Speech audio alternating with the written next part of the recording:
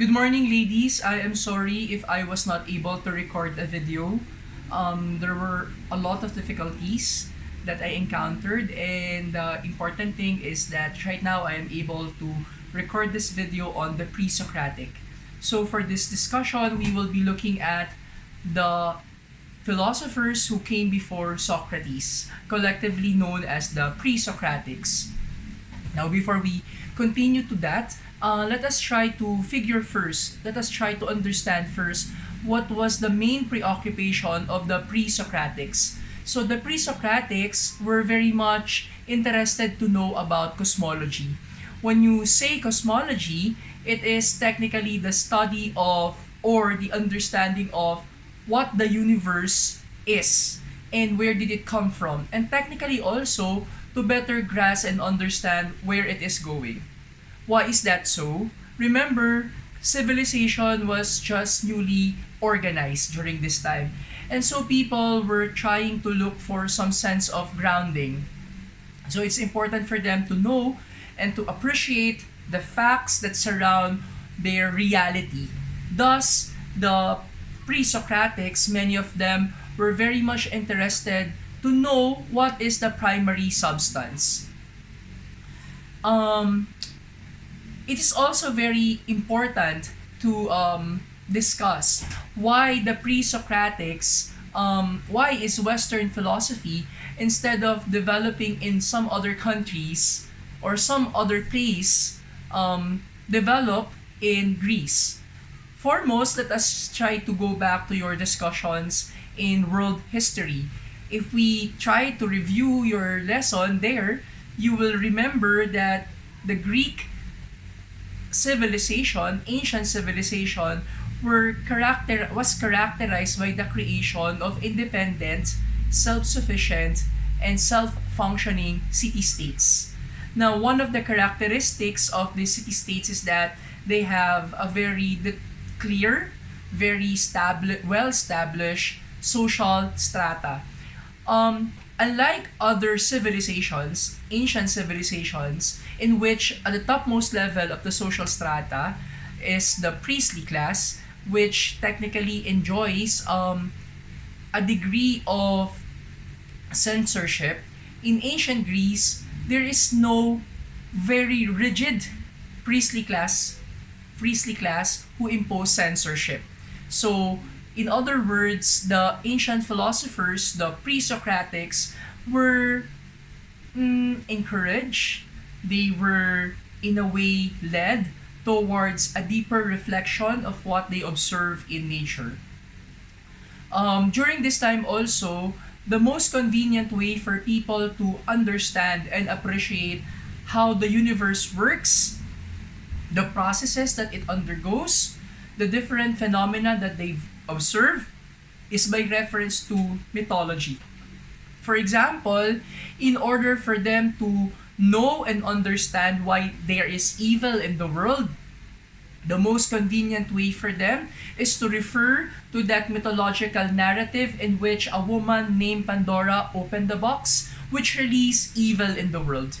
So, for some of the ancient Greeks, the most efficient, the most convenient, the most comfortable way of understanding and, well, in a way, recognizing why things are happening the way they do is by reference to mythology.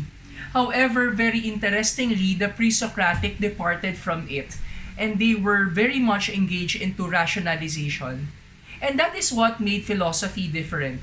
Philosophy is a discipline that did not rely on mysticism, that did not rely on superstition, that did not rely on the truths forwarded or narrated by mythology. Rather, philosophy seek to establish a method in which the truth can be attained by looking at, observing the world, nature, reflecting on it, and then interpreting it.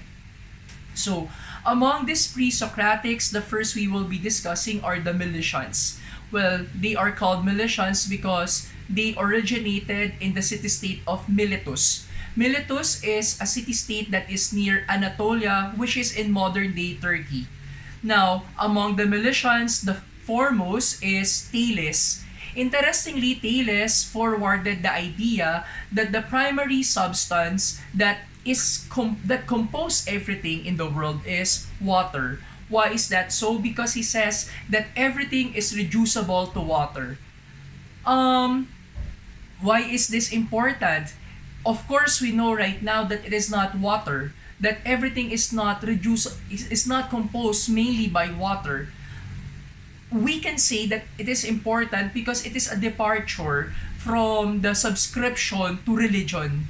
So people, Thales, he pioneered the discipline of observing nature, observing what is seen in nature, and then from this observation, trying to locate, trying to fit in, and understand meaning.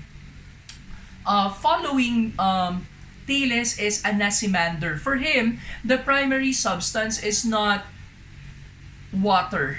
It's not any of the other elements, air, fire, or earth. Rather, it is the apeiron. What is the apeiron? The apeiron is literally the boundless.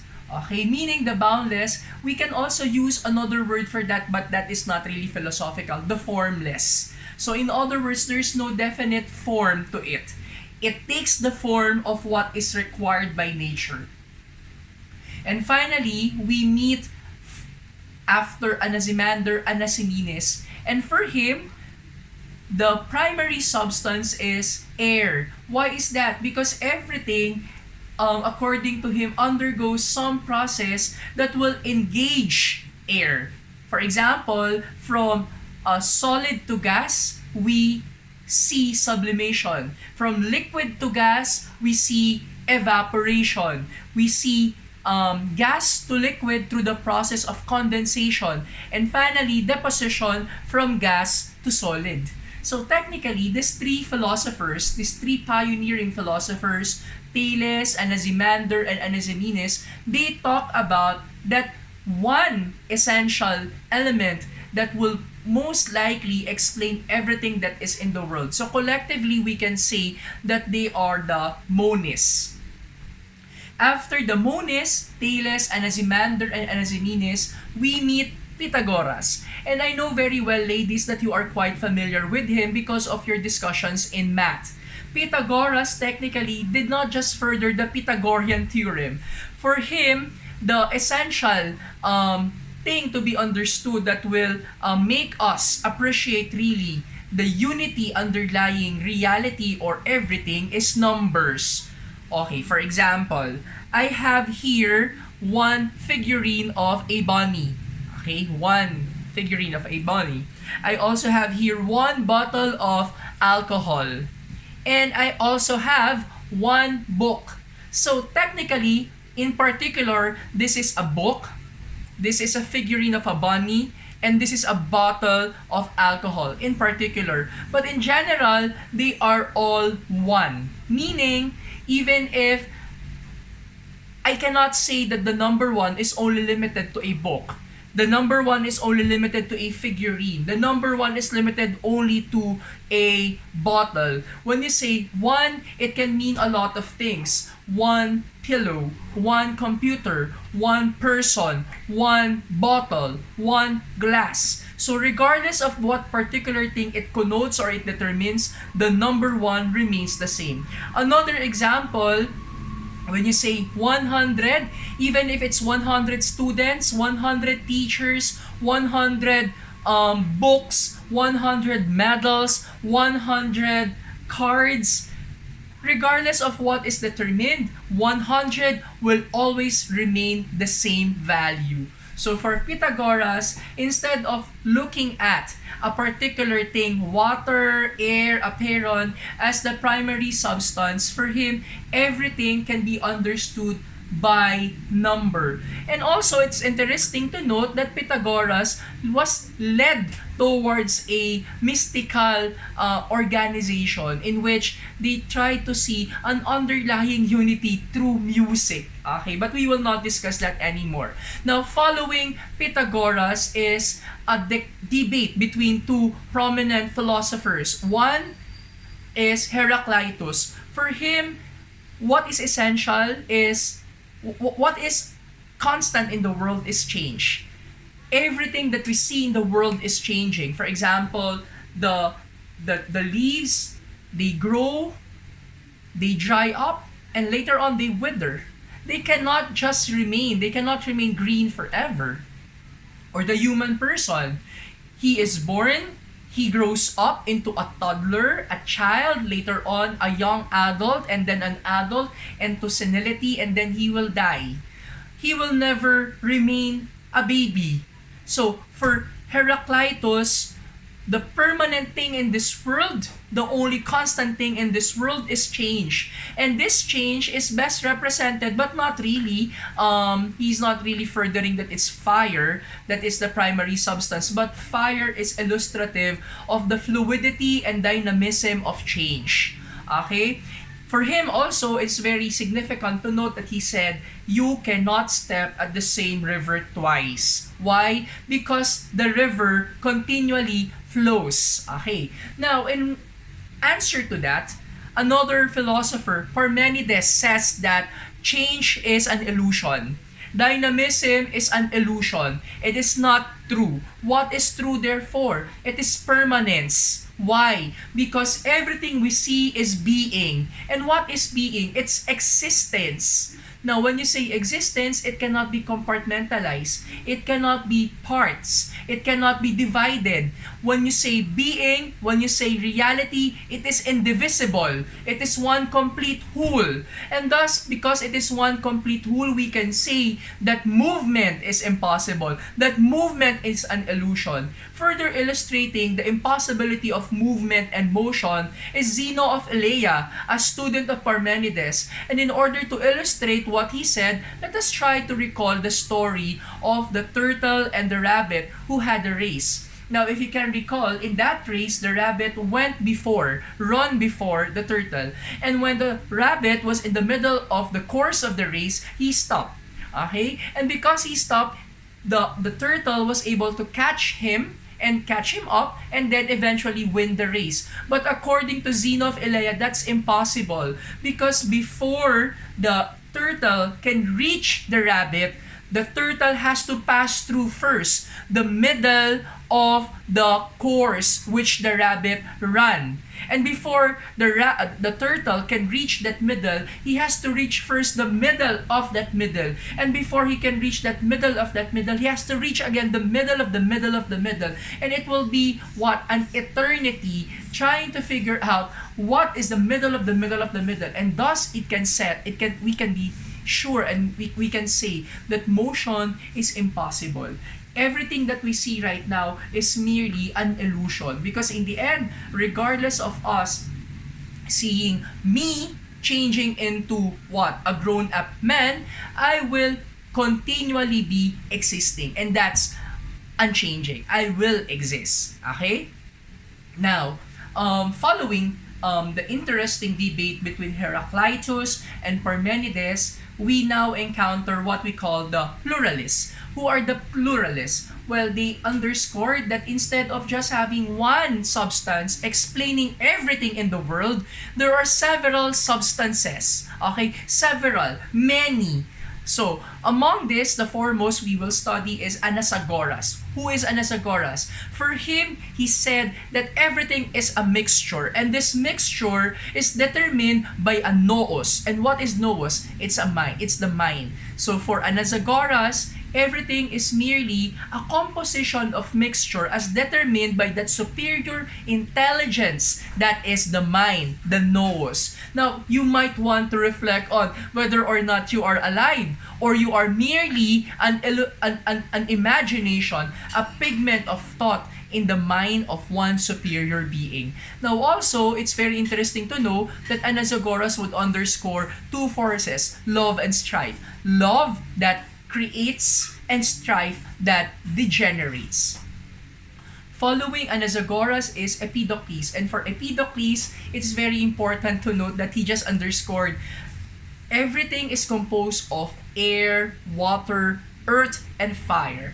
And you see, you see elements of reality, elements of existence. For example, you see as the sea, you see the river. It is not just water. Rather, it's the composition of water, air, earth, fire. Only that in that particular form, water is dominant. So for example, me, I am a human person. Well, I am not just flesh. I am not just body. I am not just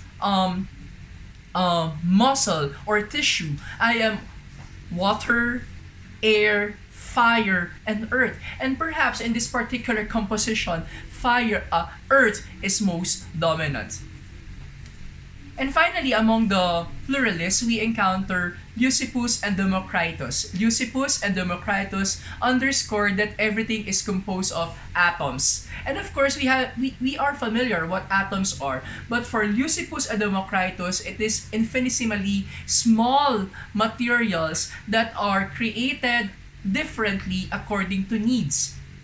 So everything is understood as the composition of atoms. Now, to end, all of these pre-Socratics, they were technically focused on the idea of cosmology.